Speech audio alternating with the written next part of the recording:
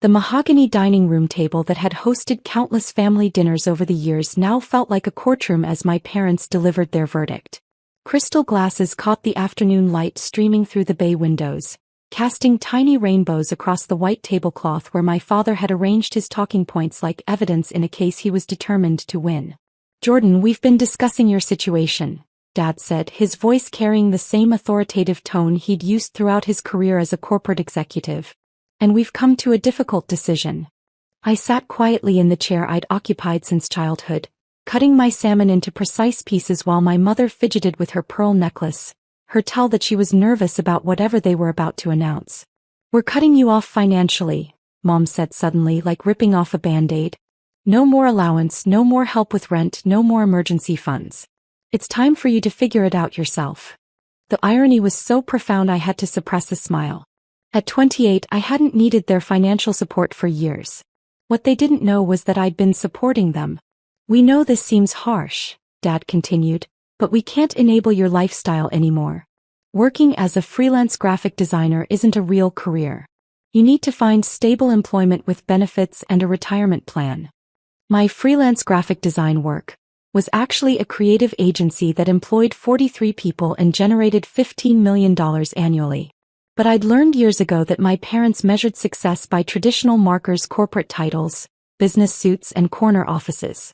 Since my work didn't fit their definition of achievement, they'd convinced themselves I was barely scraping by. "I understand," I said simply, taking a sip of wine. Mom leaned forward, probably expecting more resistance. "Jordan, we're serious. No more safety net. You're almost 30 years old." "I heard you the first time, Mom. And you're okay with this?" Dad's eyebrows rose in surprise. "I'm okay with this." They exchanged glances, clearly having expected a more dramatic reaction to what they saw as their nuclear option for forcing me into conventional employment. "Well," Mom said, deflating slightly, "good. We're glad you're taking this maturely." What they didn't know, what they couldn't know, was that for the past 3 years, I'd been anonymously paying most of their living expenses through a web of shell companies and charitable foundations.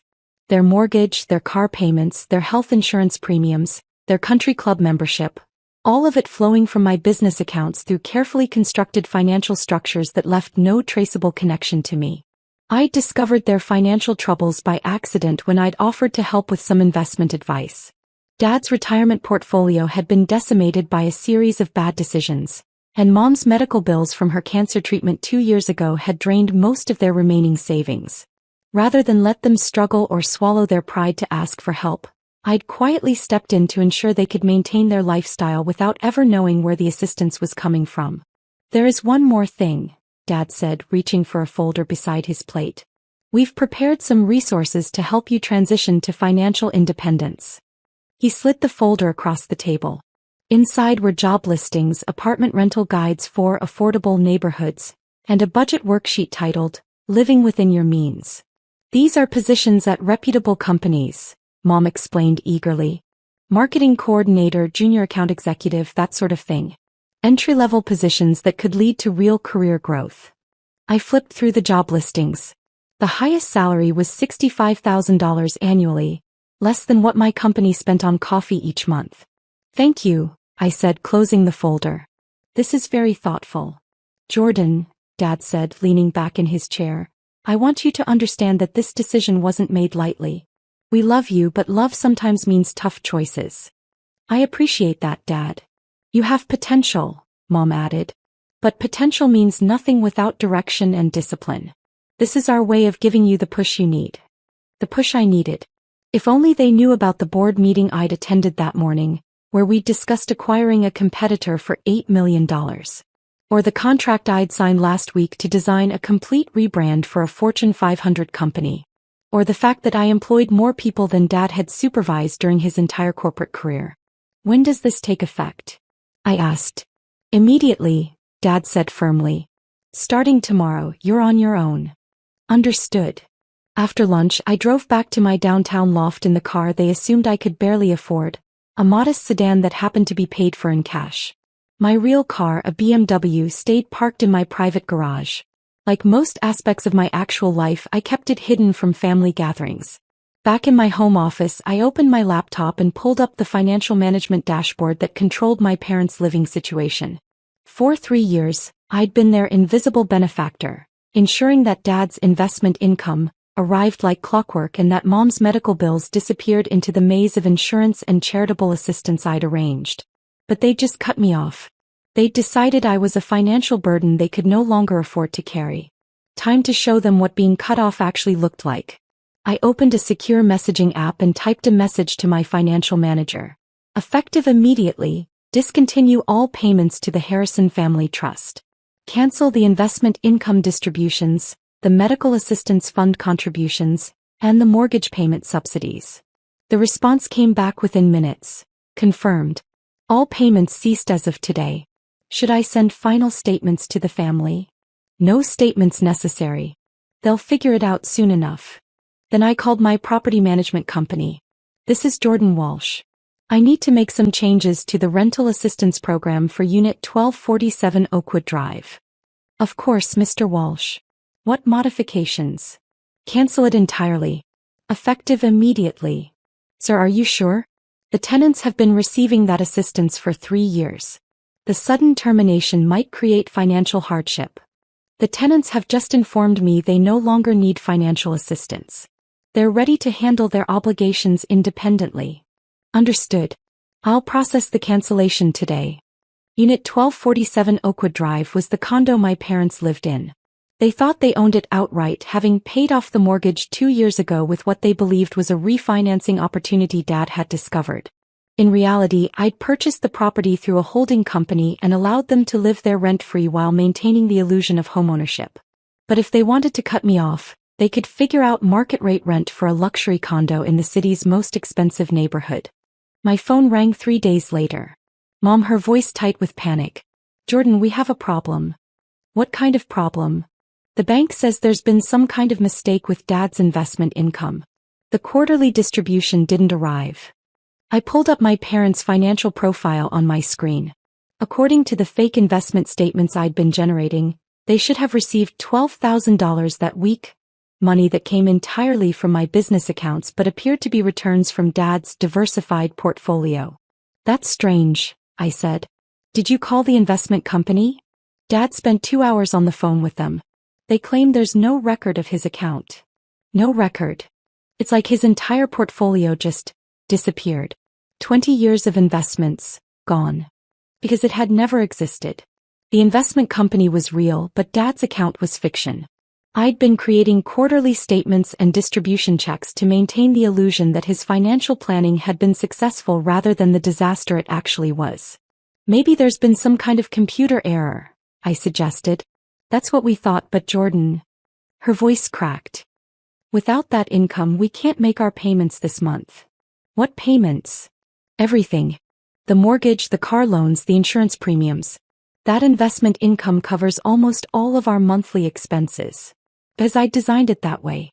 Rather than have them slowly discover their financial ruin, I'd created a system where they could live comfortably while believing their money problems had been solved by smart investing. Can you help us? Mom asked quietly. Help you how? Could you loan us some money? Just until we figure out what happened to Dad's account. The same woman who'd cut me off 3 days earlier was now asking for financial assistance from her unemployed daughter. Mom, you just told me I need to learn financial independence. How can I help you when I'm barely supporting myself? This is different. This is an emergency. What makes your emergency different from my everyday struggle? Jordan, please. We're desperate. I looked at my computer screen where my business dashboard showed real-time revenue figures that updated by the minute. Yesterday's total had been $47,000. Today was already at $23,000 and it wasn't even noon. Mom, I'm sorry, but I can't help you. I'm living paycheck to paycheck here. But surely you have some savings. You told me 3 days ago that I needed to figure things out myself. I'm taking your advice. The silence on the other end was telling. Jordan, when we said that, we didn't know about Dad's investment problems. The investment problems you hid from me? We didn't want to worry you with our financial issues. But you were comfortable worrying me about my financial issues? Another silence. Jordan, what do you want us to do? Beg. I want you to figure it out yourselves. Isn't that what you told me to do? After she hung up, I sat in my office for a long time thinking about the phone call I knew would come next. It came 6 hours later. Dad this time, his voice stripped of its usual authority. Jordan, your mother told me about your conversation. Did she? Son, we might have been hasty in our decision about cutting off your allowance. Might have been. We're reconsidering the timeline. Maybe a gradual transition would be better. You mean you need my help? We need everyone's help right now. This investment situation has created some temporary cash flow issues. Temporary. As if 3 years of secret financial support could be undone by a computer glitch. Dad, what exactly are you asking me? Could you help us cover some expenses this month? We'll pay you back as soon as the investment company resolves this error. What expenses? The mortgage payment is due tomorrow. $3,800. I pulled up the property records for their condo. Market value, $850,000. If they actually owned it, they could easily refinance or take out a home equity loan. But they didn't own it, I did. And they were about to discover that their mortgage payments had been going to my property management company as rent. That's a lot of money, Dad. I know it's more than you usually handle, but maybe you could borrow it? Credit cards or... You want me to go into debt to pay your mortgage? Just temporarily. Until we sort this out. Dad, 3 days ago you told me I needed to learn financial responsibility. You cut off my allowance because you said I was too dependent on your support. This is different. How is it different? Because we're family. I was family 3 days ago too. The next morning brought another call. Mom again, this time crying. Jordan, the mortgage company called. If we don't make the payment by 5 p.m. today, they're starting foreclosure proceedings. That seems fast. Apparently we missed last month's payment too. I don't understand how that happened. Because there was no mortgage company. The foreclosure notice had come from my property management firm, informing the tenants that rent was past due and eviction proceedings would begin if payment wasn't received. Mom, what did Dad's financial advisor say about accessing other accounts? There are no other accounts, Jordan. The investment portfolio was everything. What about retirement savings? Gone. Dad lost most of it in some cryptocurrency speculation 2 years ago. And the house. What about it? Could you take out a home equity loan? We tried. The bank says there's some kind of lien on the property. They can't process any loan applications until it's resolved. The lien was legitimate. I'd placed it there when I purchased the property to protect my investment. But my parents had no idea their home had been sold out from under them to prevent the foreclosure they'd been heading toward. Jordan, Mom continued, we're running out of options. Could you please help us? Just this once. Help you how? I don't have $3,800. Could you ask your employer for an advance? Or maybe take out a loan? My employer. The company I owned. The business that generated more revenue in a week than my parents spent in a year. Mom, you spent our entire lunch on Sunday explaining why my career was unsustainable. Why would my employer give me an advance? Maybe we were wrong about your job. Were you? I don't know anymore. Jordan, we're scared. We might lose the house. The house you said represented everything you'd worked for? The house that proved you were responsible with money. Yes. And now you want your financially irresponsible daughter to save it? Jordan, please. I looked at my computer screen where the property management portal showed my parents' rental account. 3 years of 0 payments, all covered by automatic transfers from my business accounts. They'd been living rent-free in a luxury condo while lecturing me about financial responsibility. I'll see what I can do, I said finally. That afternoon I called my property management company. This is Jordan Walsh. I want to make a payment on Unit 1247 Oakwood Drive. Certainly, Mr. Walsh. The full amount due. The full amount, plus I want to prepay 6 months in advance. That would be $27,000 total. Transfer it from the primary account. Done. Should I notify the tenants that their account is current? Not yet. Let them sweat for a few more hours. At 4:47 p.m., 13 minutes before their supposed foreclosure deadline, I called my parents. Mom, good news. I managed to get a loan. A loan? Jordan, how? I put up my graphic design equipment as collateral. It was risky, but I couldn't let you lose the house. The lie came easily. Let them think their daughter had sacrificed her work tools to save them. Oh, sweetheart, we can't let you do that. It's already done. The payment went through. How much did this loan cost you? Don't worry about it. Family helps family, right? The silence was profound. Jordan, Dad's voice came through on speakerphone. We owe you an apology. For what? For everything. For cutting you off, for not believing in your career, for assuming you couldn't handle financial responsibility while we were falling apart ourselves. And for not seeing that you're more capable than we ever gave you credit for. It was a start. But I wasn't finished with the lesson yet. There is one condition for the loan, I said. What's that? I want to help you manage your finances going forward. Make sure this doesn't happen again. Jordan, you don't need financial management help? From someone who just saved your house. Another pause. What kind of help? Dad asked carefully. I want to review all your accounts, understand your income sources, help you create a realistic budget. That seems reasonable. I'll be over Sunday afternoon with my laptop. We'll go through everything together. Sunday's financial review was enlightening, though not for the reasons my parents expected. Sitting at their dining room table with spreadsheets and bank statements spread between us, I walked them through the reality of their situation. Dad, this investment account statement, it's not real. What do you mean not real?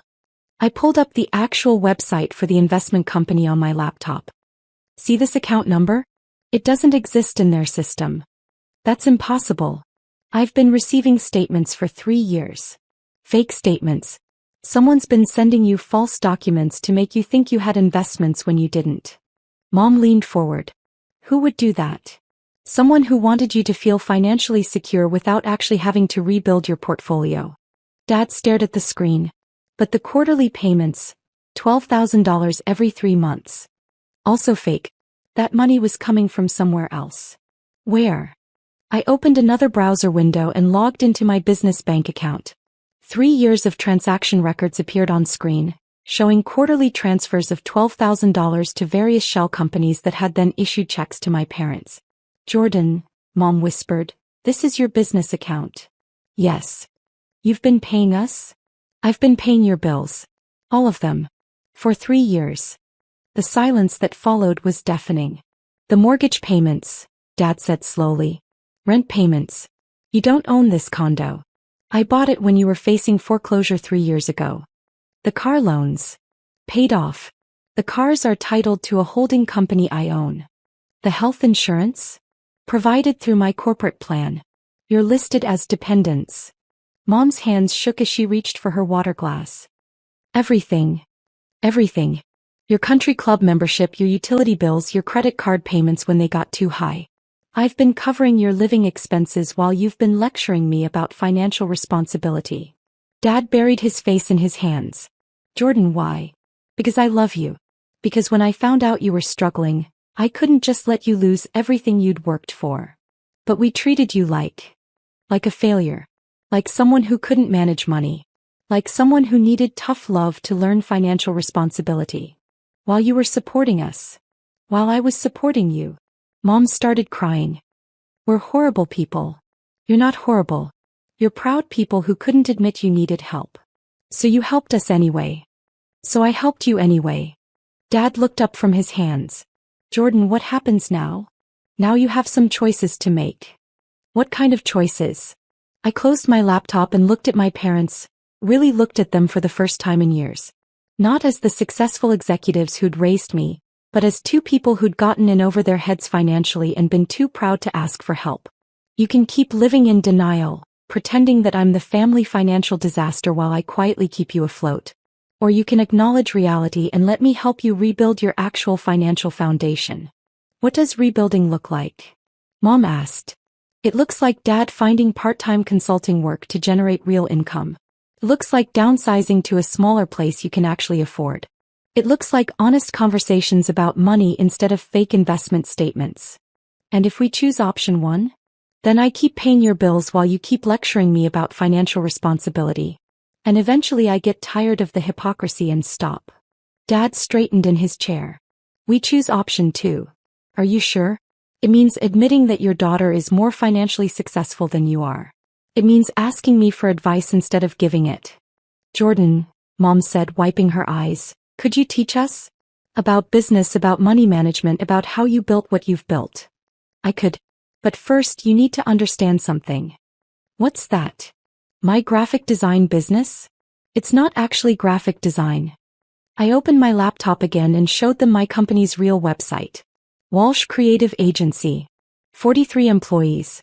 Offices in 3 cities. Client testimonials from Fortune 500 companies. This is your business? Dad's voice was barely audible. This is my business.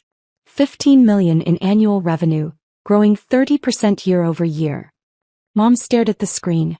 You're incredibly successful. I'm doing all right.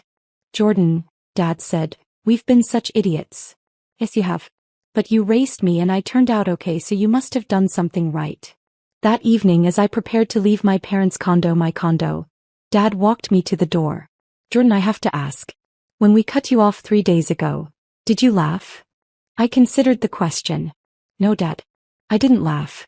I was hurt that you thought so little of me that cutting off an allowance I didn't need would somehow teach me a lesson I'd already learned years ago.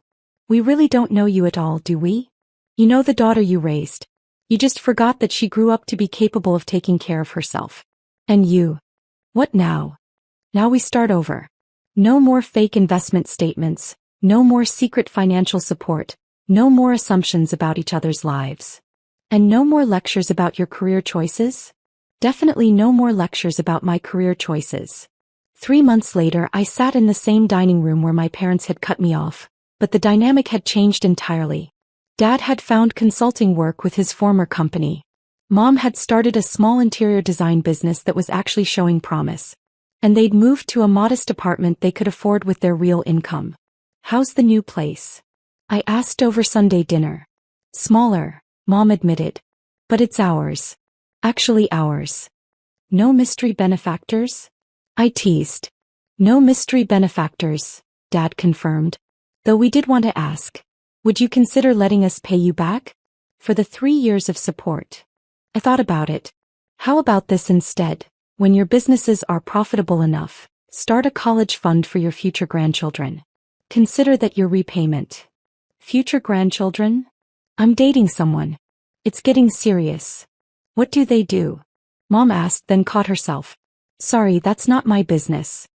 It's fine to ask. She's a veterinarian. Owns her own practice. She sounds wonderful. She is. And Mom. Yes.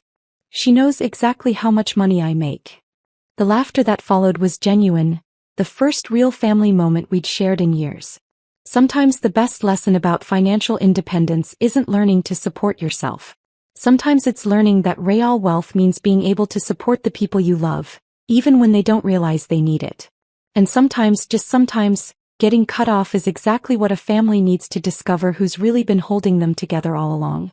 My phone buzzed with a notification from my business account. Another successful day, another step toward the expansion we'd been planning. I smiled, looking around the table at my parents, who were finally seeing me for who I actually was instead of who they'd assumed I was. Cutting me off had been the best thing they'd ever done for our relationship, even if they'd never actually been supporting me in the first place. ¿Qué pasó al fin de nada? Se me fue la olla un poco. Oftalmo, básicamente. Tío, sé que he leído un comentario de que... Pero no lo encuentro. Bueno. Venga, vamos a ponernos. Ah, tú, vale. ¿Y qué tal por ahí? En ahora estaba hace un rato viendo un vídeo. Venga, chicos, hay que acabar el descanso. Iban a hablar del MIR. ¿Pero qué vídeo estás viendo, Saúl? ¿Qué hace un argentino que no tiene nada que ver con la medicina viendo un vídeo del MIR? Pero justo lo frené, así que no te puedo contar nada. Que tío, voy a hacerme un café, ¿vale? Ahora vuelvo, os dejo estudiando. Espero que suene la alarma esta vez. Venga, mucho ánimo. Al turrón. Yo quiero acabar ya tercero, pero aprobando y estoy contenta. Nada, ya no te queda nada, tía. Vas a pasar a cuarto, que cuarto es increíble, al menos en mi uni. O sea, es un cambio brutal. Venga, vamos a por ello. Cafecito, Carlos.